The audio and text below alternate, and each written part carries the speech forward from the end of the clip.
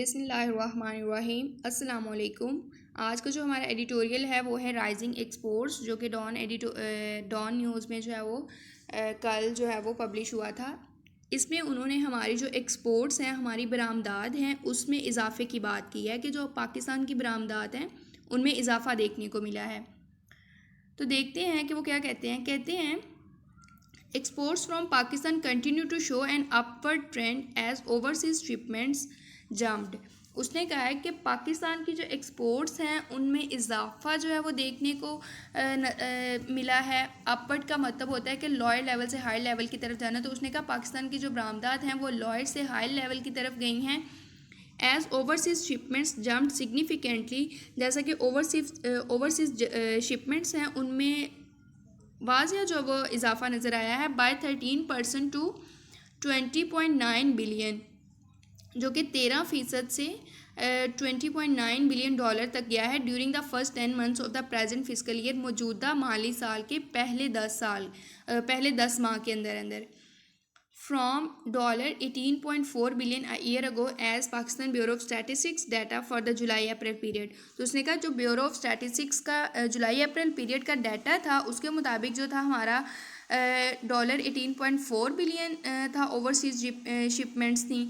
लेकिन अब जो है वो 10 माह के अंदर अंदर, जो मौजूदा माली साल है उसके 10 माह के अंदर अंदर जो है वो ये इनमें 30% तक ये चला गया और इसमें इजाफा हो गया $20.9 बिलियन हो चुका है। ये फिजिकल ईयर होता है माली साल, और पाकिस्तान का जो फिजिकल ईयर है वो 1 जुलाई से शुरू होके 30 जून तक जाता है। और ये अक्सर जो है वो जनरल नॉलेज में आपको पता होना चाहिए कि फ़िस्कल ईयर माली साल होता है और पाकिस्तान का माली साल 1 जुलाई से शुरू होता है और 30 जून तक जाता है। फिर वो कहता है the rebound in the Nations export is a positive development, कि ये जो हमारी कौमी बरामदात में इजाफा हुआ है ये पॉजिटिव डेवलपमेंट है। रिबाउंड का मतलब होता है इजाफा होना, increase in value, as it suggest economic recovery, जिससे जो है वो हम इकोनॉमिकली हम रिकवर करेंगे in spite of the challenges from the country wide resurgence of the corona virus. इसके बावजूद के मुल्क जो है वो कोरोना वायरस के दोबारा बढ़ने का जो वो चैलेंज दरपेश है। उसने कहा इसके बावजूद कि हमें जो है वो कोरोना वायरस का जो दोबारा से इसमें इजाफा हो रहा है उसका चैलेंज है, लेकिन जो हमारी नेशन एक्सपोर्ट्स हैं उनमें अगर इजाफा हो तो ये एक पॉजिटिव डेवलपमेंट, हम इकोनॉमिकली इससे रिकवर करेंगे। रिसर्जेंस का मतलब होता है कि सर्च का मतलब होता है राइज, और रिसर्जेंस हो गया rising again. Simultaneously imports are also increasing. उसने कहा इसके साथ साथ इम्पोर्ट्स में भी इजाफा हो रहा है एंड फास्टर देन एक्सपोर्ट्स, और ये इम्पोर्ट्स में इजाफा जो है वो एक्सपोर्ट्स से ज़्यादा है। The encouraging part is that, हौसला अफजा हिस्सा ये है, the demand for imported raw materials and capital goods has seen substantial growth this year. उसने कहा कि रॉ मटेरियल और कैपिटल गुड्स की जो इम्पोर्ट है उसमें बहुत ज़्यादा इजाफा देखने को मिला इस साल, owing to improved economic condition, जिसकी वजह से जो है वो हमारी इकनॉमिक कंडीशंस इम्प्रूव हुई in the country as domestic industry upgrades technology, जैसा कि जिससे जो है वो डोमेस्टिक यानी कि जो हमारी नेशनल इंडस्ट्री है, होम इंडस्ट्री है, उसने जो है टेक्नोलॉजी को अपग्रेड किया और अपनी प्रोडक्शन कैपेसिटी में भी इजाफा किया, उसको भी एक्सपेंड किया। उसने कहा ठीक है इंपोर्ट्स में भी इजाफा हुआ, लेकिन इंपोर्ट्स में इजाफे का जो हौसला अफजा पार्ट हमें नज़र आता है वो ये है कि इससे हमारी जो है वो इकोनॉमिक कंडीशन इम्प्रूव हुई है, और जो हमारी होम इंडस्ट्री है उसने अपनी टेक्नोलॉजी और प्रोडक्शन कैपेसिटी को अपग्रेड किया है। रॉ मटेरियल का मतलब होता है बेसिक नेचुरल रिसोर्सेज। अगर मैं कहूँ फॉर एग्जांपल एक बुक बनाने के लिए हमें पेजेस रिक्वायर हैं, और वो पेज कहाँ से आएंगे, लकड़ी से। लकड़ी कहाँ से आएगी, दरख्त से, और वो जो दरख्त है वो बेसिक मटेरियल है और वो नेचुरल भी है। और कैपिटल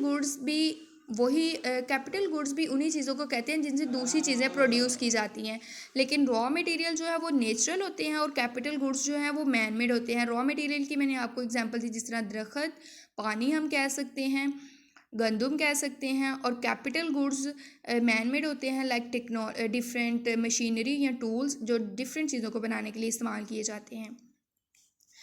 देन वो कहता है yet the increase in wheat sugar and cotton imports, लेकिन वो कहता है कि जो गंदम शुगर और कॉटन की इंपोर्ट्स में इजाफा हुआ है because of the poor performance of agriculture, agriculture की पुअर परफॉर्मेंस की वजह से, should be a cause of concern for policy makers in Islamabad, वो इस्लामाबाद में जो पॉलिसी मेकर्स हैं उनके लिए तशवीश का बायस होना चाहिए। Encourage by this year's growth trend, इस साल के ग्रोथ ट्रेंड से इनकरेज होकर the commerce ministry is proposing an export target of $28 billion for the next physical. उसने कहा कि इस साल की ग्रोथ ट्रेंड से इनकरेज होकर जो एक कॉमर्स मिनिस्ट्री है उसने टारगेट दिया है कि वो जो अगले माली साल में जो अपनी एक्सपोर्ट हैं उसको $28 बिलियन तक जो है वो लेके जाएंगे, which is more than 16% greater than the expected export revenues of around $24 billion from Pakistan this year.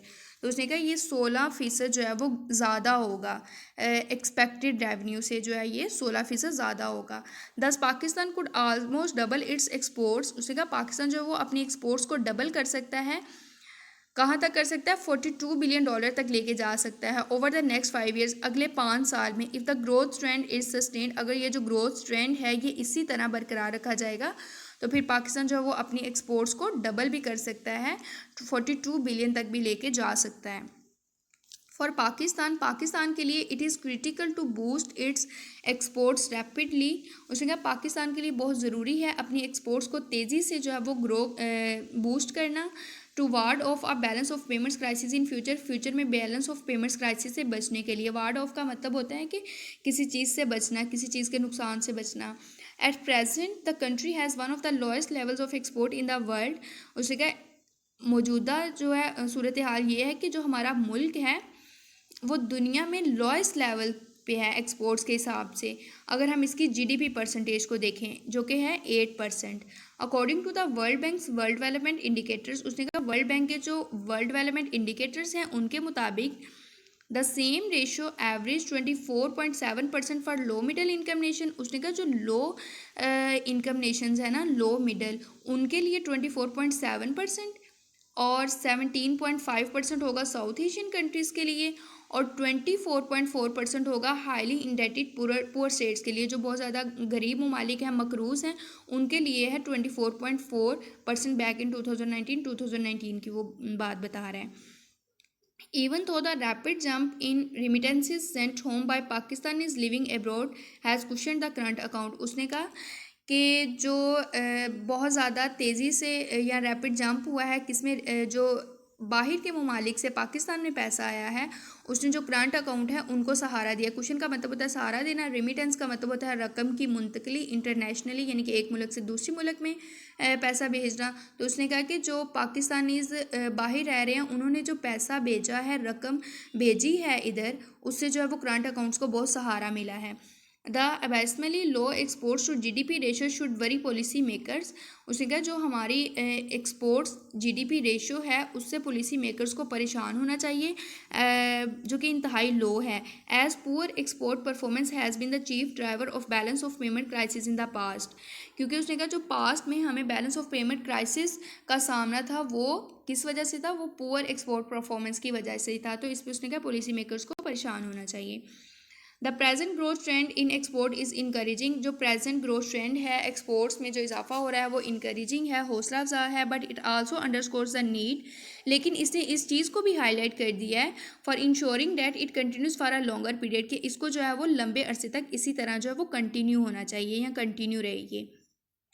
उसने कहा that will not be possible without producing more exportable surpluses, तो उसने कहा ऐसा मुमकिन नहीं होगा विदाउट जो है वो एक्सपोर्टेबल सरप्लस को प्रोड्यूस किए बगैर। सरप्लसेस होता है कि ज़रूरत से ज़्यादा चीज़, तो उसने कहा ज़रूरत से ज़्यादा हमें एक्सपोर्टेबल जो है वो प्रोडक्ट्स बनानी चाहिए, diversification of export products and markets, और अपनी एक्सपोर्ट प्रोडक्ट्स और मार्केट्स में जो है वो जिद्दत लानी चाहिए, and improvement in fact sophistication in product quality, और प्रोडक्ट क्वालिटी जो है उसको इम्प्रूव करना चाहिए। उसने कहा इन चीज़ों के बगैर जो हम इसको लॉन्गर पीरियड के लिए कंटिन्यू नहीं रख सकते, इसको कंटिन्यू रखना पॉसिबल नहीं होगा। मोर इम्पॉर्टेंटली ख़ास तौर पर the government needs to support the exporters in the quest to be internationally competitive. Government को जो है वो सपोर्ट करना चाहिए, गवर्नमेंट की सपोर्ट की ज़रूरत है एक्सपोर्टर्स को इंटरनेशनली जो है वो कंपटीशन करने के लिए। And increase productivity through skill, और गवर्नमेंट को ज़रूरत है कि वो जो है वो प्रोडक्टिविटी को इंक्रीज़ करे स्किल्स के थ्रू, टेक्नोलॉजी को अपग्रेड करे, instead of doling out subsidies in different forms at the expense of tax payers.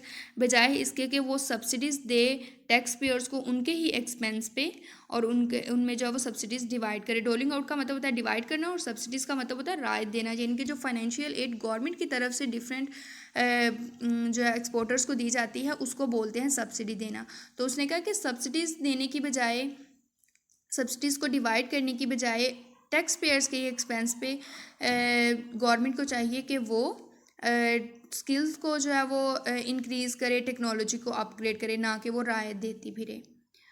तो ये था हमारा आज का एडिटोरियल। थोड़ा कम्प्लेक्स था क्योंकि बिज़नेस टर्म्स और वो इकोनॉमी से रिलेटेड है, कॉमर्स से रिलेटेड है, लेकिन फिर भी आप एक दो दफ़ा सुनेंगे तो आपको समझ आ जाएगी।